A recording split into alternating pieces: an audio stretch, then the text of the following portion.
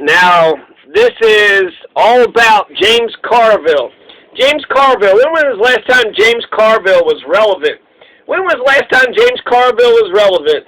So James Carville comes out, out of the woodwork like once every 10 years just to, say a bunch of shitty shit about people, and then he just goes back into hiding, right? So James motherfucking Carville. Let's talk about what James Carville's up to now. So he's going to sit there and say that the Bernie brothers, he endorsed Michael Bennett. Michael Bennett dropped out after New Hampshire. So yeah, great pick there, James Carville. Old Michael Bennett was really going to pull through, right? Michael Bennett was going to... So he said something, let's see. He said, what did he say about Bernie? I don't know what he said about Bernie. It doesn't matter. It's just a bunch of bullshit, right? But Bernie Sanders is going to say, well, James Carville's a political hack. He's a political hack. Look at, some of the shit he said about Obama. He talked bad about Obama before, in 2008 with the Clintons. So James Carville's a political hack. And then they went up to James Carville and they said, guess what Bernie said? They said, you're a hack. They told him, we told him what you said to him. He called you a hack. What are you going to say back? And then James Carville goes, political hack? Yeah, I like that. I am a political hack. He is a political hack, so he's not a political operative, a strategist. He's not a political consultant. No. James Carville admits, I'm a political hack. A hack, I looked at Merriam-Webster just to see exactly what it is, right? When you hack at a tree, you're just kind of hacking the shit out of it. So it's like jagged. It's not a good cut. It's not a good clean cut. Merriam-Webster had a definition. It's a writer or journalist who produces boring, unoriginal work. So like a plagiarist or a lazy person who just, comes out of the woodwork and shits on people for no apparent reason and then goes right back into his little, cubby hole, right back into his little gopher hole. So, okay, James Carville, it's exciting watching the status quo peel itself back, contort themselves into pretzels to back, out of their vote, blue no matter who bullshit. Well, I know we said vote blue no matter who, but that's when we were trying to get Bernie beat, but now he's going to be the nomination, and we can't do that. James Carville goes, well, I might be a political hack, but at least I'm not a commie. That's the Democratic establishment. The Democratic establishment is calling Bernie Sanders a commie. Donald Trump just said it recently with that Hannity-Combs interview, or that Hannity interview right after the Super Bowl, right? He said, well, Bernie Sanders, well, he's a commie. James Carville said of Bernie, he's a commie. So, yeah, two heads of the same snake. Neither one of them is right. Yeah, okay, James Carville. You're a commie. So, to the far right wing, to Donald Trump, James Carville's a commie. To the far right wing, any person in the Democratic Party is a commie. It doesn't matter how much you act like a Republican. It doesn't matter how elitist or stuck up or corporate or imperialist.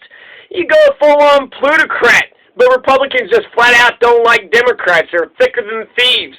Reagan's 11th commandment was never speak ill of another Republican. Just defend them because they're on our side, our team. They don't care about values or goals or, principles or character. So Democrats to Republicans are commies. Republicans to Democrats are the Nazis. Greg Gutfeld said that Bernie and Liz arguing is a commie-on-commie fight in spite of Liz Warren saying that she's a capitalist to her very bones. She's a capitalist to her bones, so why would Greg Gutfeld say it's a commie-on-commie fight? Because they're both leading progressives. She's a capitalist. She said this in her own, she's a capitalist to her bones.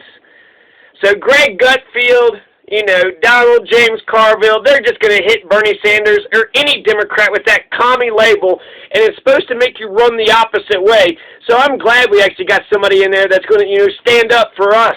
When it comes to Bernie Care is absolutely essential.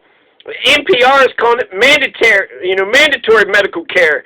Medicare for all. Mandatory, right? Bernie Care eradicates premiums, deductibles, copays for everybody, and yet mandatory Medicare for all. Meanwhile, these other ones have voluntary, if we even get it, right? Obama promised us universal health care. We didn't get that.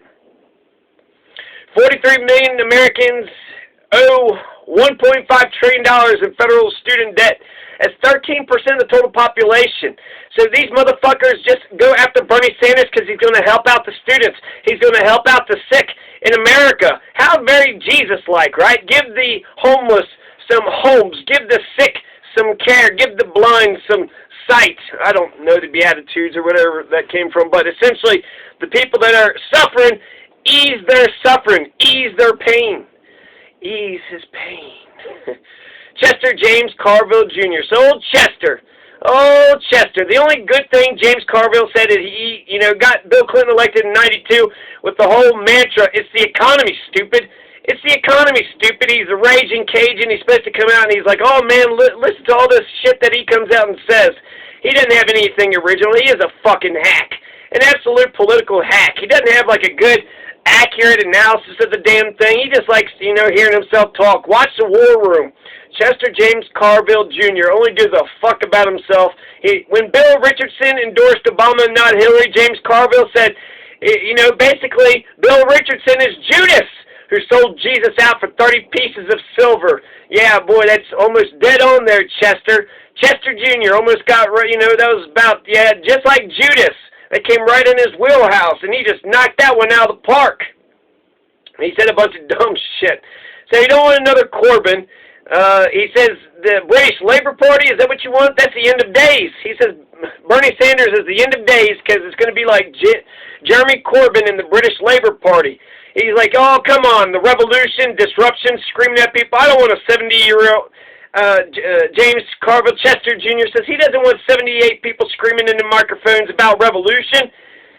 That's a 78-year-old. You don't want. What do you want a 78-year-old screaming in a microphone about if it's not about revolution? If you ain't talking about the revolution, then shut the fuck up. James Carville helped to run a 1991 Pennsylvania Woppert, this guy named Woppert, and he pushed for single-payer national health care. So James Carville used to be for universal health care in 1991, but 30 years went by, and, who gives a shit? And Woppert eventually overcome a 40-point deficit, and he beat Thornburg, who was a former governor. So James Carville helped this guy in Pennsylvania named Woppert beat somebody in some campaign, and his main thing was single-payer national health care. So James Carville is a total fucking hack. James Carville and Obama said we're just rolling the dice. He said Obama was unelectable. Barack Obama had 2 terms. So great prediction there, James Carville. He also said if Hillary gave Obama one of her testicles, then they'd both have 2, which means that Hillary is such a man, she's got 3 testicles, and Obama is such a pansy, he only has 1 testicle. First of all, why are you thinking about genitals and then, swapping it? And then saying Hillary has got, 3 balls? Is that a good, a fascist man sucks. So a fascist woman, a woman who's like, you know what, I'm violent and soulless and shitty just like a fascist authoritarian man, that don't impress me much. I don't give a fuck about that. Fuck a fascist, male or female.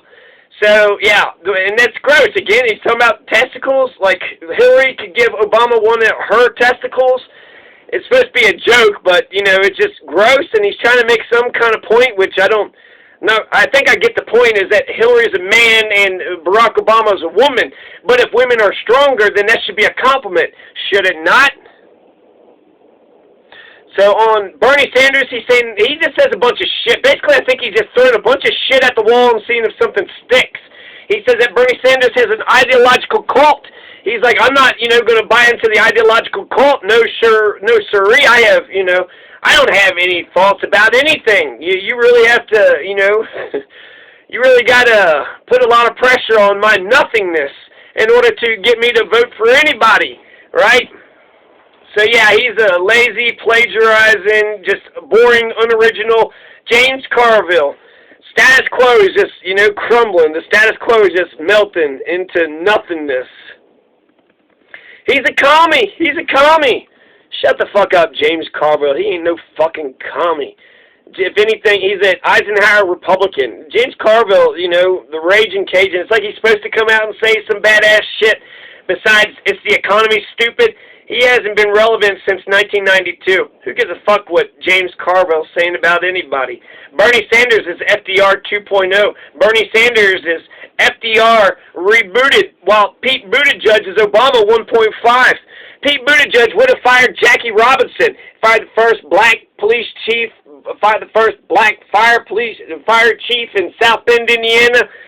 Anybody that breaks the color line, Pete Buttigieg is going to try to find how he wouldn't have stood next to George Wallace, but after the black kids got into the University of Mississippi, then James Carville or Pete Buttigieg, who knows? These all neoliberals are just bleeding into one for me. But Pete Buttigieg would have kicked out those students for not bringing a pencil. He'd have found some reason to fire them. Pete Buttigieg. Jesus Christ. He would have fired Sidney Poitier. They call me Mr. Tibbs. So, Amy Klobuchar, the Baconator, we already had a Bloomberg in the race. He was called Howard Schultz. And I'm surprised that Pete Buttigieg did not win New Hampshire, because Pete Buttigieg looks like a new hamster. That's James Corden. And, yeah. Fuck you, James Carville, Chester Jr., old Chester Jr. Fuck you, Chester Carville, James Jr. Carville, fucking political hack fuck.